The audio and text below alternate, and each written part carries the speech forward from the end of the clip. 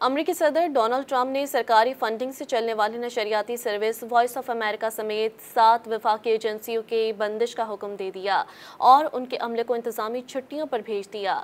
فیصلہ بے گھر پروگراموں، لائبریریوں اور عجائب گھروں کے لیے دھچکا ثابت ہوگا اور عالمی واقعات پر امریکی انتظامیہ کو دستیاب پالیسی تجزیے کے معیار کو بھی نقصان پہنچائے گا۔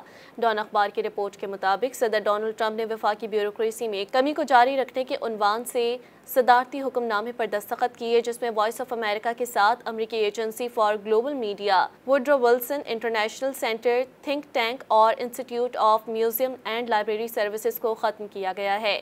اس کے علاوہ امریکہ inter agency council on homelessness, وفاقی ثالثیوں مصالحتی service, community development, financial institutions, fund اور مائنارٹی بزنس ڈیولپمنٹ ایجنسی کو بھی ختم کر دیا گیا ہے۔ بند کیا گیا Institute of museum and library Services ہر ریاست میں لائبریریوں، آرکائیوز اور عجائب گھروں کی مدد کرتا ہے۔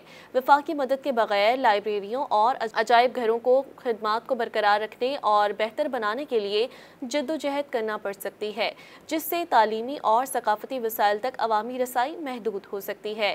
تحقیقی مرکز ولسن سینٹر کی بندش سے پالیسی تجزیے پر اثر پڑے گا اور پیچیدہ عالمی مسائل پر باخبر مکالمے میں رکاوٹ پیدا ہوگی، جس سے ممکنہ طور پر امریکی پالیسی فیصلوں کا معیار گر جائے گا۔ بند کیے گئے USICH کا مقصد بے گھری کو روکنا اور ختم کرنا ہے۔ اسی طرح FMCS مزدوروں کے تنازعات کو روکنے یا حل کرنے اور لیبر مینجمنٹ تعلقات کو بہتر بنانے کے لیے ثالثی اور تنازعات کے حل کی خدمات فراہم کرتا ہے۔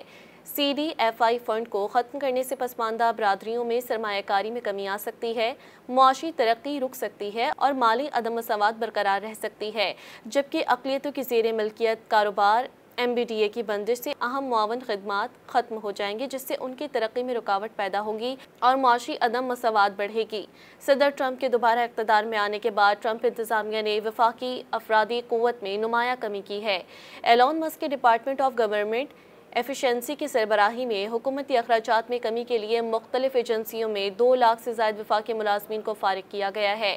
وائس آف امریکہ کی مختلف ویب سائٹس کے جائزے سے پتہ چلتا ہے کہ انہیں 15 کے بعد سے اپ ڈیٹ نہیں کیا گیا تھا اور اس کے ریڈیو اسٹیشن بھی تقریباً اسی سال تک نشریات کے بعد خاموش ہیں۔ وائس آف امریکہ کی بندش سے اس کی اردو اور پشتو خدمات کے لیے کام کرنے والے 100 سے زائد پاکستانی صحافی متاثر ہوں گے۔ وائس آف امریکہ کے اسلام آباد، کراچی اور لاہور میں بیوروز تھے اور تقریباً 50 زبانوں میں نشریات ہوتی تھیں۔ وائس آف امریکہ کے ساتھ USA، GM radio free Europe, radio Liberty اور ریڈیو فری ایشیا بھی چلاتا ہے۔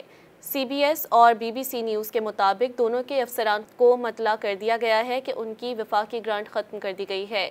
صدر ٹرمپ نے اپنے اقدام کا دفاع کرتے ہوئے وائس آف امریکہ پر ٹرمپ مخالف اور بنیاد پرست ہونے کا الزام عائد کیا تھا۔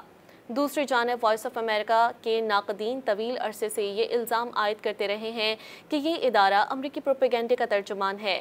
پیرس میں قائم رپورٹرز ود آؤٹ بارڈرز کے ڈائریکٹر جنرل تھیبوڈ بروٹن نے اس اقدام کی مذمت کی اور کہا کہ اس سے دنیا بھر میں پریس کی آزادی کو خطرہ لاحق ہے اور معلومات کے آزادانہ پھیلاؤ کی حمایت کرنے میں 80 سالہ امریکی تاریخ کی نفی ہوتی ہے۔ ایسوسی ایشن فار انٹرنیشنل براڈ کاسٹنگ نے ٹرمپ انتظامیہ سے مطالبہ کیا کہ وہ وائس آف امریکہ اور جمہوریت نواز نیوز میڈیا کی وفاقی فنڈنگ میں کٹوتی کے فیصلے کو واپس لے اور متنبہ کیا ہے کہ اس سے دنیا بھر میں آمرانہ حکومتوں کی حوصلہ افزائی ہوگی۔